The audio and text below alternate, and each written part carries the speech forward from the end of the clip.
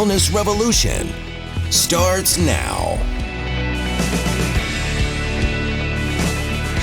Hello, today we're going to be speaking about brain health, and I want to talk about things you can do to promote brain health and what not to do. And some of these things are very, very easy for you to do without seeking professional help. They're very related to lifestyle. One interesting thing that I've learned as I've been working with brain health is you really want to largely look at the brain issues as being related to something going on in the rest of the body, not primarily the brain. And there's maybe one exception would be brain trauma, but many people incorrectly start going after this like, oh, I got to address those plaques and directly deal with something. Well, the studies have not been successful in that arena, and it appears that a big factor is that the issue is actually body-wide. For example, inflammation is a body-wide problem, and if you don't address that, you have inflammation in the brain, which hinders your health. But let's talk about some specific things you can start doing, if you're not already doing them, to promote your brain health. One important factor is to work on your sugar levels and your insulin level. Insulin resistance is a huge driver of brain health issues.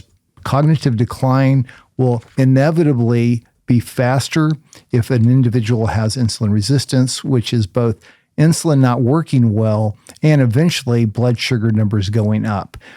And you probably heard that people with type 2 diabetes have a lot of health concerns. This is one that probably is not mentioned often enough because in addition to problems with their eyes or kidneys or cardiovascular system, the brain is definitely more prone to problems if you run high blood sugar and a high insulin. So how do you avoid that? Well, avoiding sugary, starchy foods, not eating all the time, going for, you want to go at least 12 hours of fasting.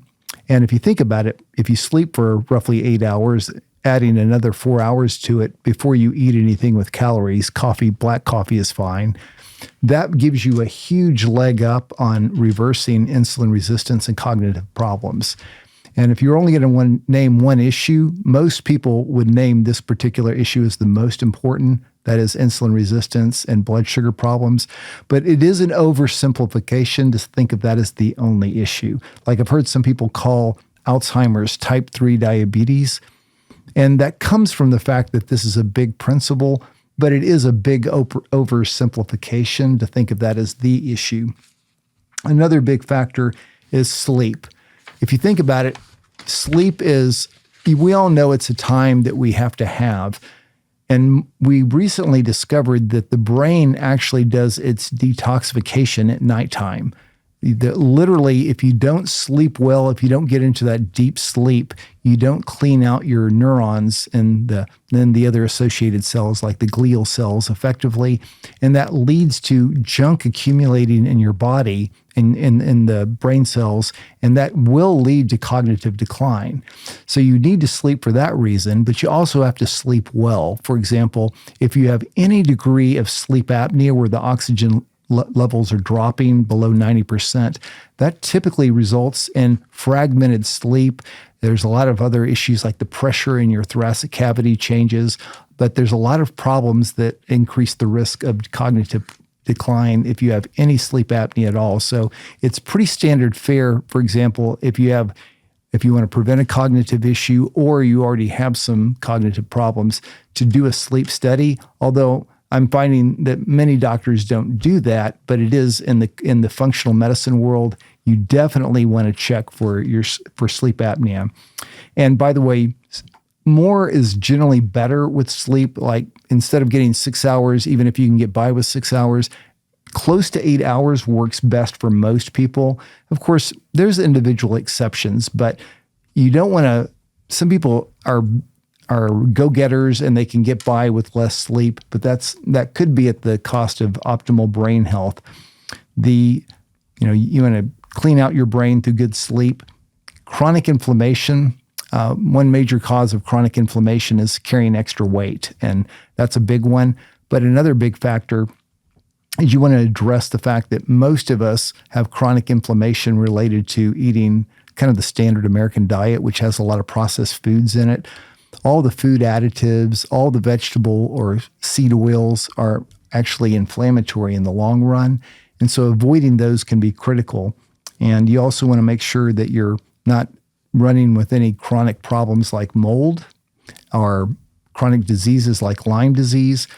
And now, in most of the country, there's a risk of having mold problems because of humidity and because of the way we build homes today. And so many people are adamant that they don't have an issue, but if you actually dig into it, it's actually surprising how often people do have mold issues going on in their home. It might be where they can't see it behind a wall. It might be in the HVAC system, which is commonly that's where it is.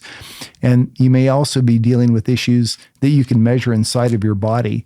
You can actually measure the mold toxins, they're called mycotoxins, in the body with a very simple test. And one thing that you would want to do if you are dealing with a cognitive problem, or if you're just really wanting to prioritize preventing any cognitive problems, is get that checked out to make sure you are not dealing with that issue, because over time, that not only causes inflammation, but it's actually there's some direct negative effects it'll have on your brain. If your waist is if it's not flat, if you don't look the same as you did in your high school picture, for example, which is often when we looked our best, we want to work on getting it as flat as possible. Like men should have less than a 35-inch waist, women 31 to 33.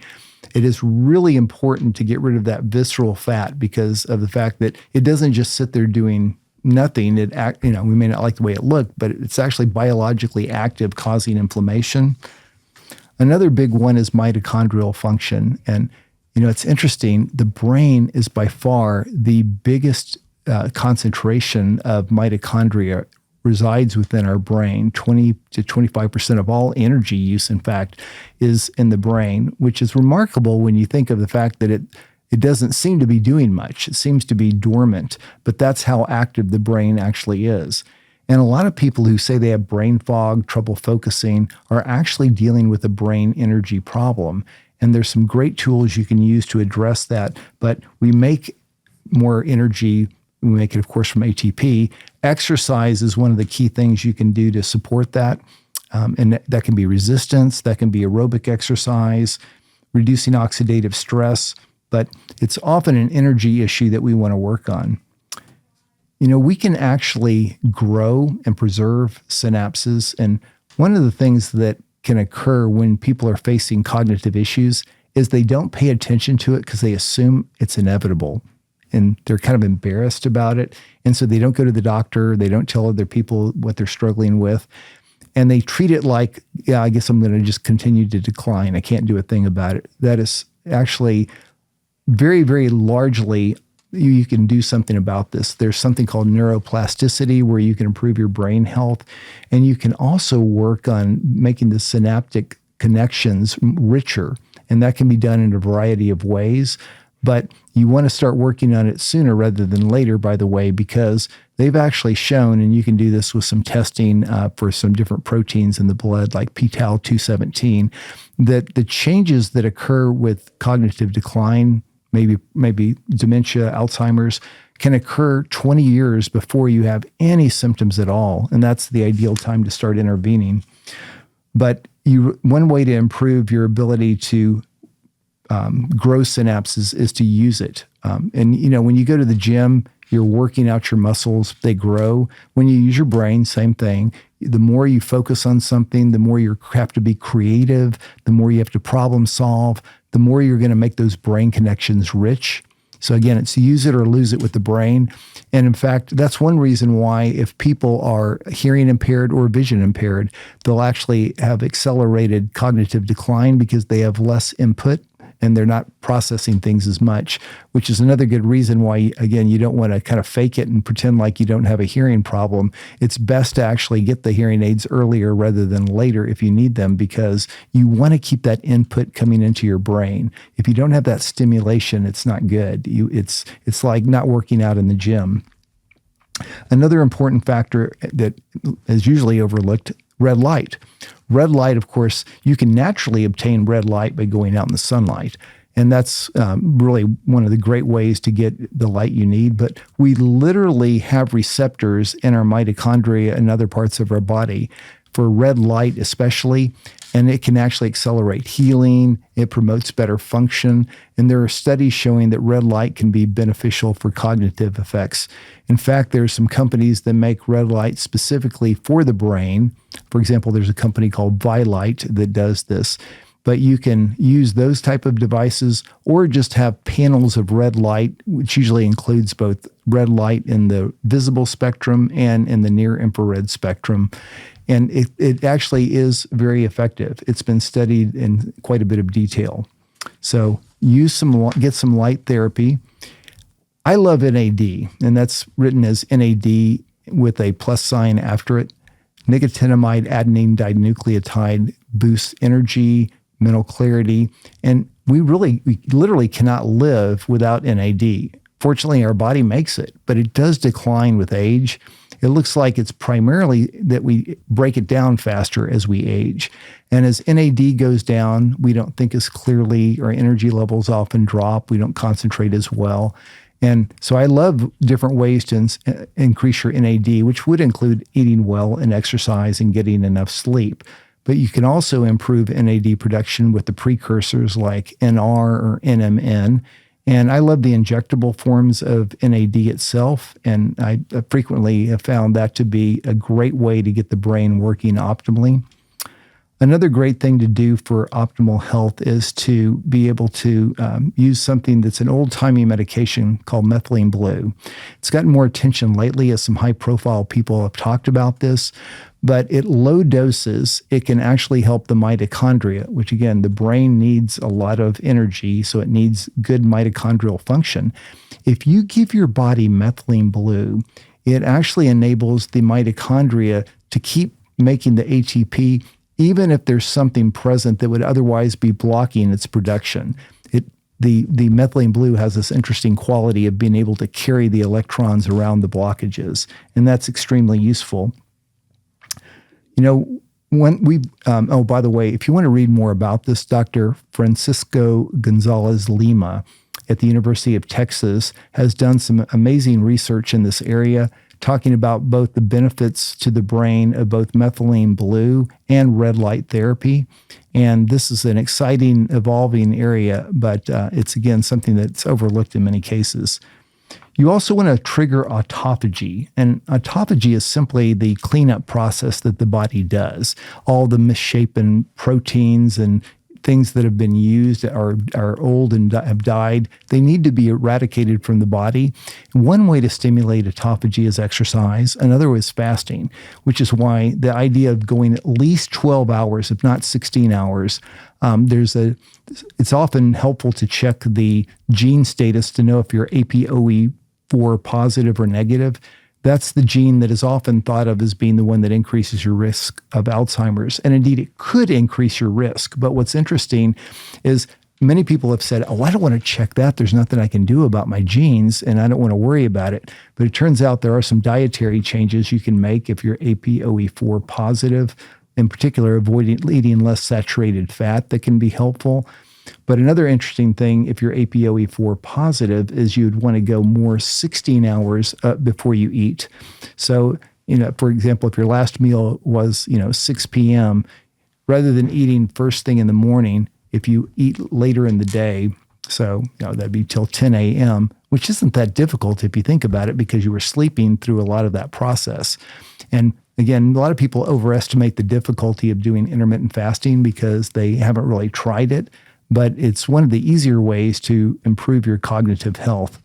So doing the intermittent fasting, exercise itself, and the hormones are another fantastic tool. We're at the Hotze Health and Wellness Center, we have always focused on hormones. And we have commonly come to expect people who come in with cognitive issues to tell us that they're better. In fact, very often it's in the rearview mirror. They don't even have an issue. And I think that's part of what made us so aware of the power of functional medicine and improving brain health is the fact that we saw that thyroid can help, which is a little more common sense because thyroid helps with the production of energy and the brain needs energy. But estrogen, progesterone, DHEA, testosterone, all of those are critical for your brain to work optimally, and they help the brain connections work better. And I find that to be a fascinating area that we've often thought of hormones more in terms of, oh, you'll have better drive, you won't have that hot flash or night sweat. It might be for romantic functions to improve. But brain health, that hasn't really been emphasized, but brain health can be dramatically improved with proper use of hormones. And of course, when I say hormones, I'm referring to the same hormones your body makes, not something fake. And I'm also talking about the proper dose and the proper balance. But the proper use of these hormones can be life-changing for many people. We see that on a regular basis.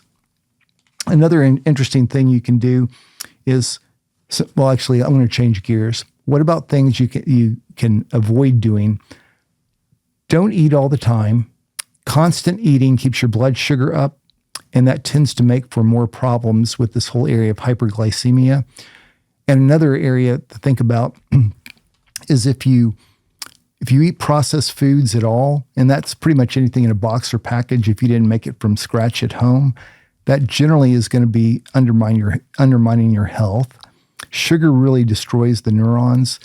I frequently will speak with people who are very motivated to eat healthy, and then I'll speak with some people who can't imagine life being enjoyable if they don't have sugar or processed foods.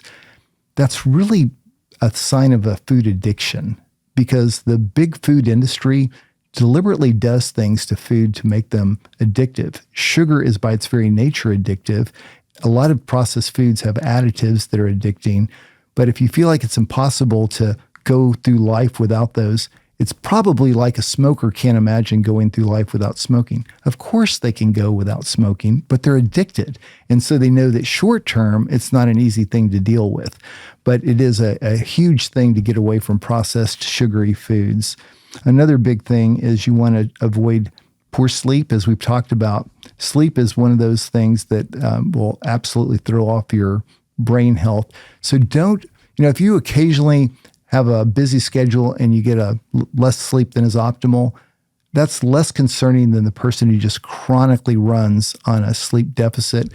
And, it's interesting. I've actually talked to more than a few retirees who say they can't get enough sleep because they're too busy. So I think it's kind of a personal choice of how much you're going to prioritize your sleep, not just your lifestyle, because some people never find time in their life to get enough sleep. I would really encourage you to be focusing on that. And if you're not exercising, you're also not stimulating your brain. Some place exercise right up there with what you eat in terms of its importance. In other words, if you're not eating well, you're going to have a problem. Not exercising is right up there too.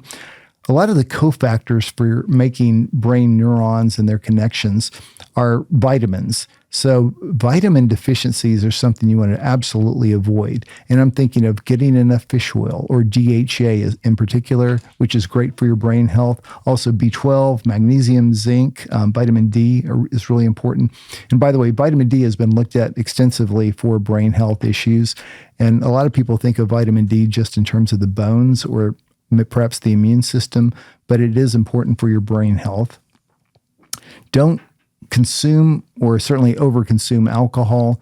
Alcohol is one of those toxins that in some people, it's dramatically harmful to the brain. I think it's fair to say that the ideal dose of alcohol is 0. And the less is better. The idea that, a glass a day is probably fine is definitely underestimating the potential damage of alcohol. And also you want to not just mask symptoms, as we talked about. Some people will stimulate themselves with extra caffeine, which isn't a bad idea for brain health. There are studies showing that caffeine, particularly caffeine from coffee, can be associated with better brain health. There's a lower risk in coffee drinkers of cognitive decline, for example. But get to the root issue. Don't just mask the symptoms. Also, what you want to do is, stress-wise, deal with it in an effective manner so that you're not chronically carrying a lot of worry, ruminating over things, losing sleep. And that might include counseling, learning techniques like cognitive behavioral therapy. You can also do things that people often stress themselves out with optional parts of their lives, like being on social media and engaging in political debates, things that really, in the long run, don't actually work very well, but can really stress us out. And some people, just time management wise have issues with stress, but chronic stress is really hard on the body. And by dealing with chronic stress preemptively, you can make a lot of yardage there. I think on the final point would be, don't assume that decline is inevitable, because if you assume it's inevitable, you won't do anything about it. I mean, that's one of the biggest mistakes we've made in medicine, is we've sent the message that, you're just having this problem and there's not really anything we can do. And if you want to, later we can give you this drug, which doesn't actually do very much, but we can prescribe that for you. They do cause side effects, by the way. But there are things you can absolutely do. And at the Hodes Health and Wellness Center, brain support is becoming a priority of what we do. And that's going to include some formal cognitive testing, neuroimaging, genetic testing, and all the other things we mentioned, like the sleep evaluation, checking for mycotoxins. But don't assume that, there's just really nothing I can do about this. That's a fatalistic attitude that'll let the problem continue to rise. Another interesting thing about hormones is we've learned more about the value of estrogen, in particular in brain health. For example, one of the proteins that's most associated with Alzheimer's is the p-tau217. That literally can be seen to go down by optimizing estrogen alone, just by that one factor.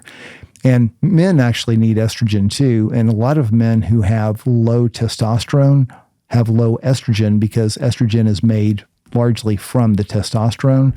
So hormonal optimization is so powerful at making brain connections. Like progesterone is actually known to improve the thickness of the myelin sheath. And they've actually done studies where they've shown that if progesterone is on board before brain trauma, like a car accident or surgery, you actually will see less damage to the brain if progesterone levels were high going into the problem. And I think that something as simple as progesterone, it's hard to believe that it would be important for your brain, but it absolutely is. So there are many things you can do to promote your brain health. Some things you want to do, some things you don't want to do. And we haven't covered by any means all the things that are out there. There are many supplements that can be useful. But at the Hodes Health and Wellness Center, we're committed to helping people stay healthy and have an optimal level of health. But what's also fascinating is every step that helps your brain get healthy is helping your whole body be healthy. In other words, everything we just talked about is going to help your heart stay healthy. It's going to help your cancer risk go down, and you'll often feel significantly better. So we're not just talking about treating a symptom, we're talking about improving your overall health.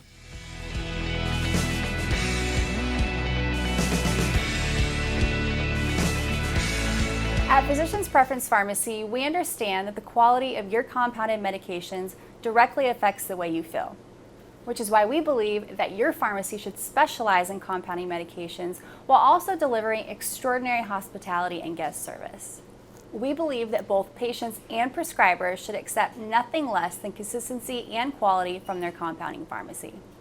This is why we've implemented some of the strictest quality standards in compounding, exceeding standard requirements, achieving PCAB accreditation, which is the Pharmacy Compounding Accreditation Board, an organization that sets the highest standards in compounding pharmacy regarding the safety, cleanliness, and quality of your compounded prescriptions. Because of our commitment to complete health and wellness, we are dedicated to making your medications free of lactose, parabens, artificial sweeteners, and any unnecessary dyes, binders, or fillers present in many other medications, offering you the cleanest products possible.